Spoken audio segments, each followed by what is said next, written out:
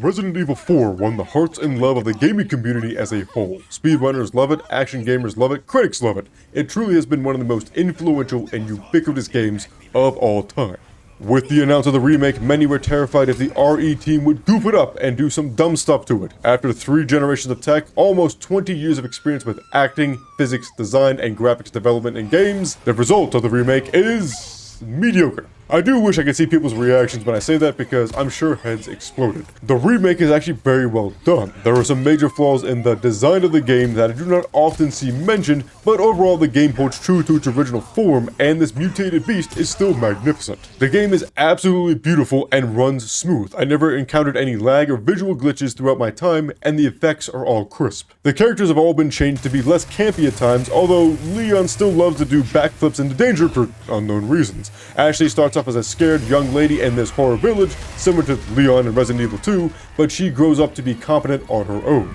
She is no longer as much of a dead weight, although still loves to take her sweet time getting away from the paparazzi. Luis is less like a sex offender, which I think everybody's happy about. Ramon is far more sinister. Sadler is a much more terrifying cult leader. Leon is more determined and focused, and the merchant is still giving off that creepy uncle energy.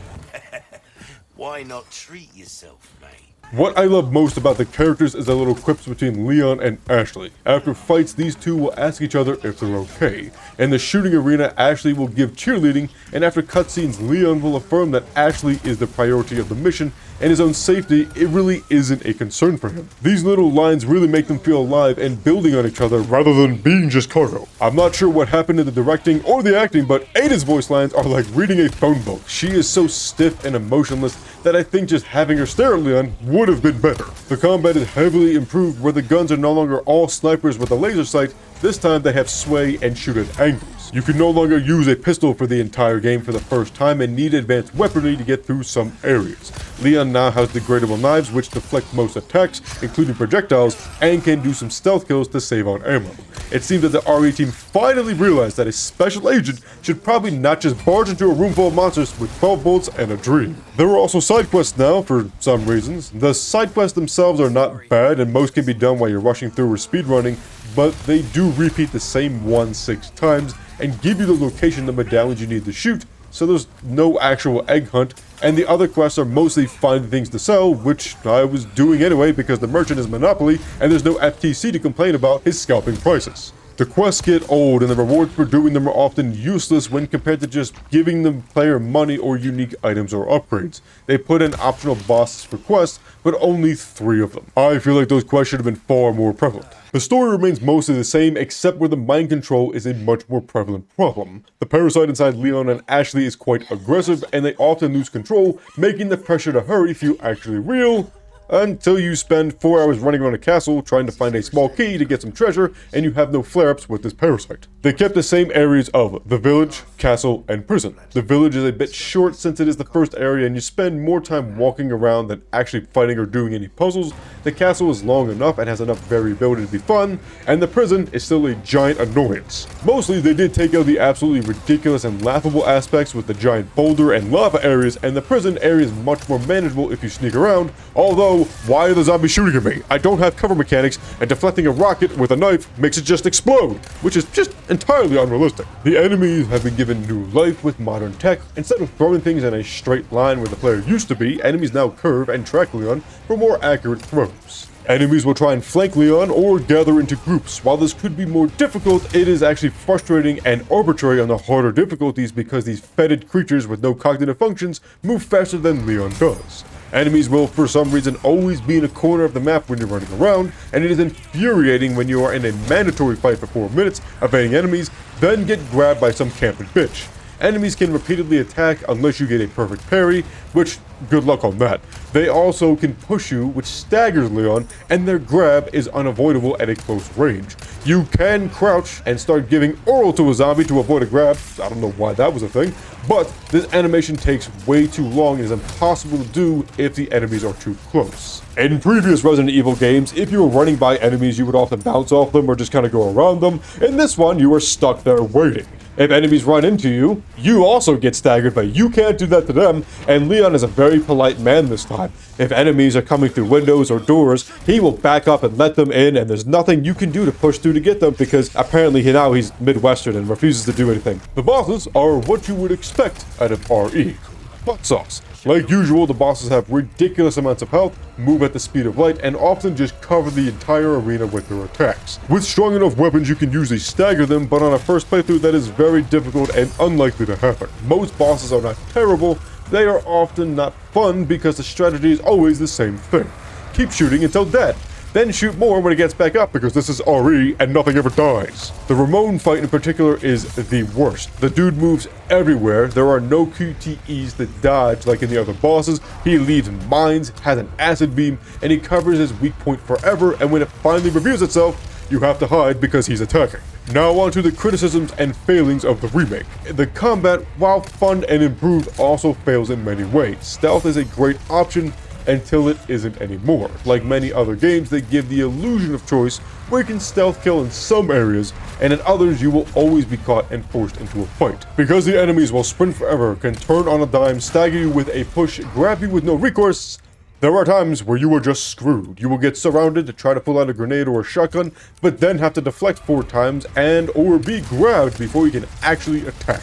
What about melee and iframes? Well, hold on to your kneecaps because they goof that too. These games have adaptive difficulty, which makes the enemies have more health the better you are at the game. I cannot say for certain how all of this works, but I can say that on the harder difficulties, enemies stagger far less and eat bullets like candy at times. Not always, but seemingly at the most inconvenient times. On my fresh professional playthrough, I was cornered in the mandatory village fight, shot a dude 6 times in the head, and not only did he not stagger once, I never got the prompt to do melee. As such, I died because these 4 zombarinos grabbed me, which takes 25% of my health for some stupid reason, then pummeled me into dust. Zombonis can also full sprint at you, get shot in the face or leg, and keep coming for that delicious hug. This game has a huge issue with stun locking where one hit can literally lead to death from full health. Because the melee and staggers are so inconsistent even with the upgraded weapons, I basically stopped trying to do headshots about halfway through the game. The other reason is because of the incessant sway and angle of the shots constantly making me miss my targets. I experienced many times where bullets did phase through enemies, often during their grab animation, and also where I would press the deflect button or the sneak attack button, and watch as I clearly press the Leon watches an axe hit his face button. The great part is that the game will tell you with an icon if you sneak attack or parry, so I know that I should have been able to do these things, but here I am holding L1 while being told that I died and need to get good. While I like the sway and taking time to aim a shot on principle, the enemies are too fast and agile for it. And moving your aim will reopen the reticle. For some guns you can get a scope or laser, but that is not for every single one. You either have to play with a weapon you don't like to get accurate shots, or hope that even though the entire reticle is on top of a zombie's body 2 feet in front of you, you might somehow still shoot at the ground and get mauled like a piñata. The game is long and has a plethora of content, but also not really. I've played through the game 6 times as of writing this, and I can say that getting every treasure and doing every quest is not worth it compared to just speedrunning and gathering treasure and resources as you go. There are no real puzzles or cool set pieces and backtracking that make it fun to completely clear these areas. I'm also furious because there was a trophy for getting all the treasures in an area in a single playthrough, and twice I missed a small key in an area but can't get back because that area is now permanently blocked off for no reason. I know it is my fault for missing it, but it doesn't make it less frustrating, especially when there is no reason to block this area. There is not enough variability in the game to warrant asking players to beat the game under 5 hours on each difficulty for special rewards.